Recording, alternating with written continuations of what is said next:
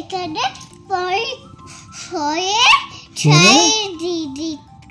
ছাড়িয়ে দিচ্ছ। হ্যাঁ পাকা ফ্যান আছে না, পাকা ফ্যানে উঠে না, আমি বলবো না দিয়ে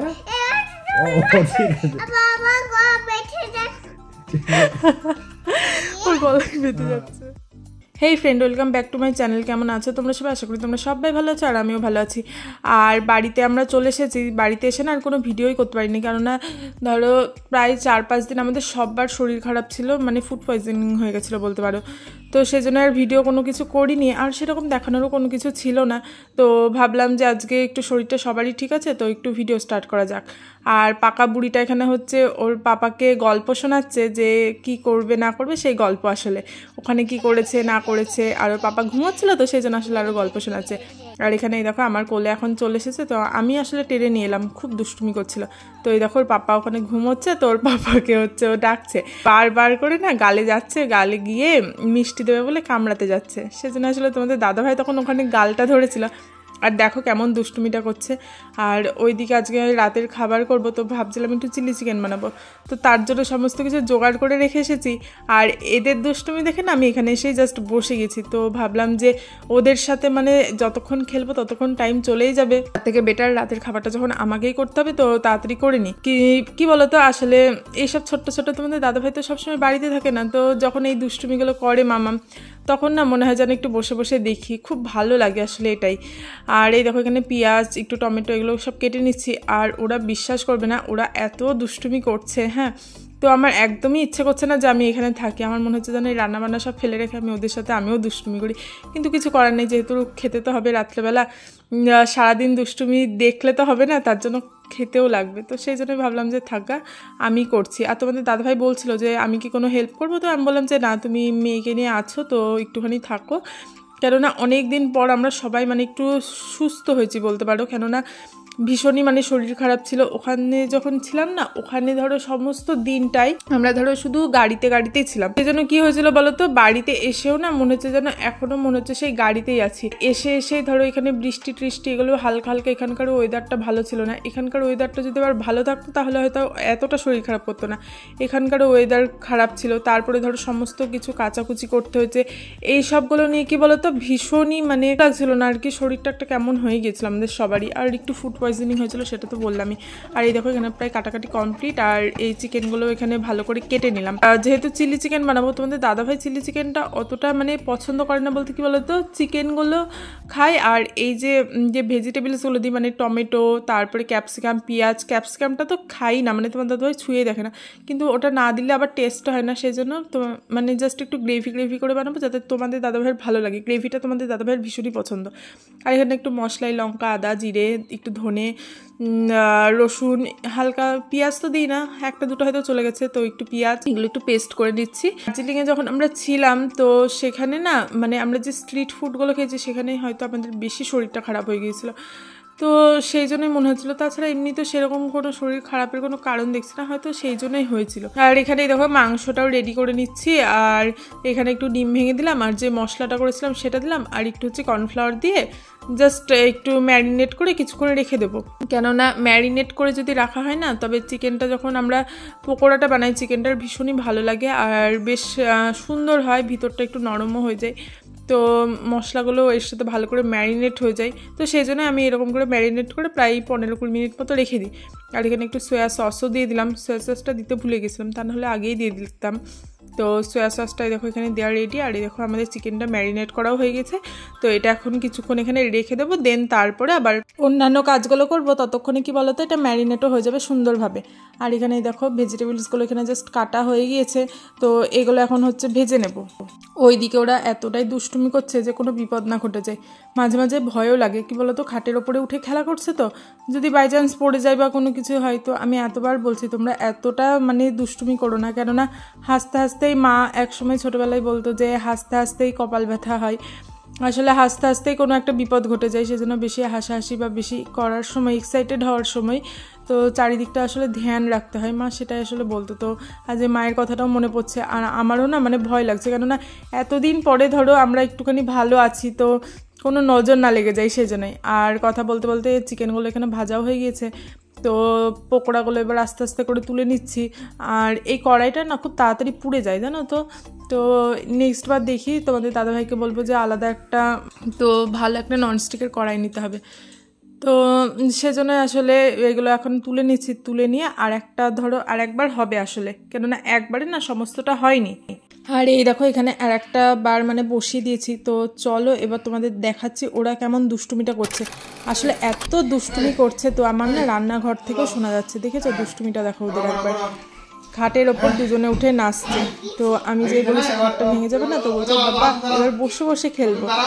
আর ওর দুষ্টুমি মানে ওর পাপা যখন আসে না, ও কারোর কথা শোনে না। এমনি সময় কিন্তু আমাকে ভীষণ ভয় পায়, যদি বলি মাম্মাম তুমি এটা করবে না, তাহলে কিন্তু ওটা করবে না। আর যখনই ওর পাপ্পা থাকে তখনই না ওর দুষ্টুমিটা দ্বিগুণ হয়ে যায়, মানে আমার কথা পাত্তাই দেয় না ও। তোমাদের দাদাভাই যেই চলে যাবে তখন যে আমি বকবো বা কোনো কিছু করব না, তখন দেখবে যে ঠিক সুন্দরভাবে ধরো বসবে, তারপরে খাওয়া দাওয়া সমস্ত কিছু টাইম টাইম করবে। আর এখন কোনো কিছু টাইম টাইম করছে না। আর তোমাদের দাদাভাই এখন হচ্ছে ওকে একটু এক্সারসাইজ করাচ্ছে, আর ও দেখো কেমন দুষ্টুমি করছে, মানে কোনো কথা শুনছে না। আর আমি এতবার বলছি যে মাম্মাম আমার কাছে এসো, বা তুমি দুষ্টুমি করো না বা কোনো কিছু করো, একবারও আমার কথায় পাত্তাই দিচ্ছে না। মানে আমি কে সেটাই মানে ওর কোনো যায় আসে না, এইরকমই আসলে। আর তোমাদের দাদাভাই দেখো এখানে এইগুলো শিখিয়ে যাচ্ছে, তো বাড়িতে এবার আমার সাথে দুষ্টুমি করবে এইগুলো করে।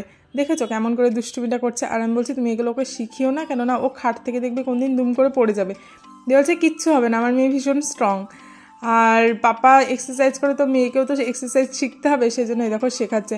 আর ও আমাকে বলছে এখন যে দেখো মাম্মা আমি কত সুন্দর করে এক্সারসাইজ করছি। তো এখন আবার এই দেখো আদ্রি ভীষণ ভালো পারে, মানে ছোটোবেলা থেকে এটাও করে। আর এখন যেহেতু প্যান্টটা পরা আছে, তো সেজন্য ধরো ভালো হলো না, কিন্তু অন্য সময় কিন্তু খুবই সুন্দরভাবে এটাকে করে। তো এখন আমি বলছিলাম যে ওকে যে মাম্মা তুমি আমার দিকে ঘুরে একটুখানি সবাইকে দেখাও এক্সারসাইজটা করে। তো এই দেখো এখন হচ্ছে ও এটাকে করছে, করে তারপর দেখাচ্ছে। বাবা আর মেয়ে একসাথে মানে এত সুন্দর আনন্দ করে না, তো মাঝে মাঝে আমারই মনে হয় যেন নজর লেগে যায়। এটাই আসলে সেরকম কোনো কিছু না, মানে জাস্ট বললাম তোমাদেরকে। আর আমি মানে কি ভাবছিলাম বলো তো, ভাবছিলাম যে তোমাদের দাদাভাই এইবার না আদ্রি ভীষণ মিস করবে তোমাদের দাদাভাইকে, দাদাভাই যখন চলে যাবে আসলে। আর বেশি দিন ছুটিও নেই, আর 3-4 দিন আছে ধরো।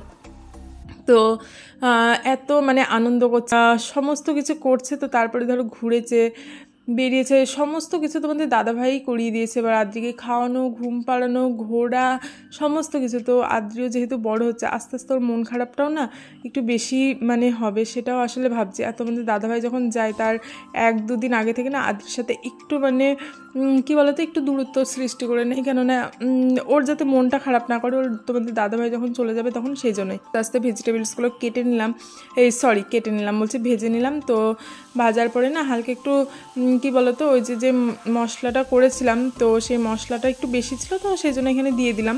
তো খারাপ লাগবে না খেতে, মশলাটা না দিলেও হয়। তো একটুখানি জাস্ট দিয়ে আর একটু কাশ্মীরি লঙ্কার গুঁড়ো, আর এখানে একটু হচ্ছে টমেটো পিউরি করে রেখেছিলাম। টমেটো কেচাপটা শেষ হয়ে গিয়েছে, তো তোমাদের দাদাভাইকে বললে আবার এনে দিতে। এখন কিন্তু ওরা খেলা করছে, আবার বলবো ওদেরকে ডিস্টার্ব করবো, সেই জন্য ডিস্টার্ব করলাম না। তো ওরা খেলা করুক। আর এই দেখো আমি সেই জন্য টমেটো পিউরি দিয়ে দিলাম, দেখা যাক একটু কেমন লাগে। তো কোনো দিন দিইনি টমেটো পিউরিটা, এইবারই দিলাম জাস্ট। আর চিকেনগুলো এখানে নিয়ে নিচ্ছি, নিয়ে একটু হালকা করে একটু কী বলতো মাখিয়ে নিচ্ছি। তো এটাকে এখন মাখিয়ে নেব, দিয়ে তারপরে একটু যতটা দরকার মানে যতটা পরিমাণ ততটা হচ্ছে একটুখানি তুমি জল দিয়ে গ্রেভি করে নিলেই হয়ে গেল। আর খুব তাড়াতাড়িও হয়ে যায়, বেশি টাইম লাগে না। আর এমনি তো কোনো কিছু নেই যে সিদ্ধ হবে বা কোনো কিছু হবে, সমস্ত কিছু ধরো এমনিই খাওয়া যায়। আর এখানে এই দেখো মোটামুটি আমাদের কষানো হয়ে গেছে। তো এইবার একটুখানি জাস্ট জল দিয়ে ফুটিয়ে নিলেই হয়ে যাবে। পরিমাণ মতো জল দেবে, যে যতটা মানে খেতে ভালোবাসে, যেমন গ্রেভি আসলে চাই সেই রকম। আর এখানে একটু সয়া সস দিয়ে নিলাম। সয়া সসটা হচ্ছে দিলে কি বলতো বেশ আলাদা একটা টেস্ট আসে, তো আমার ভীষণই ভালো লাগে, সেই জন্য আসলে সয়া সসটা দিলাম। আর এই দেখো এখানে জাস্ট জল দিয়ে দিলাম, আর একটু জল দেবো, কেননা তোমাদের দাদাভাই যেহেতু গ্রেভিটা পছন্দ করে সেই জন্য। তোমাদের দাদাভাই বলবে যে আমার গ্রেভিটা দিয়ে সম্পূর্ণ মানে রুটি খাওয়া হয়ে যায়। আর আজকে পরোটা বানিয়েছি, আর পরোটার সাথে না চিলি চিকেনটা আমার ভীষণই ভালো লাগে। আর এখানে হালকা করে আর একটু সয়া সস দিয়ে দিলাম। আর এইবার জাস্ট ফুটে গেলে তাহলেই ধরো আমাদের রেডি হয়ে যাবে। আর ওইদিকে ওরা যে দুজনে কেমন দুষ্টুমি করছে আর একটু দেখে আসি চলো।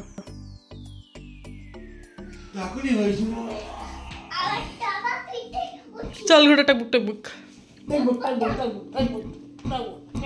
দেখেছো দুজনে কেমন দুষ্টুমি করছে, আর ভীষণই ঘেমে গিয়েছে জানো তো ওরা। তো এখন হচ্ছে সবার ড্রেসগুলো চেঞ্জ করতে হবে, কেননা এত ঘেমে গিয়েছে, তো মানে ভীষণ দুষ্টুমি করছে। তো আমি বললাম যে এবার তোমরা ওঠো আর দুষ্টুমি করো না, আর আদ্রিকেও খাওয়াতে হবে, ধরো অনেকক্ষণ খাওয়া দাওয়া হয়নি, তো আদ্রিকেও এবার খাওয়াবো।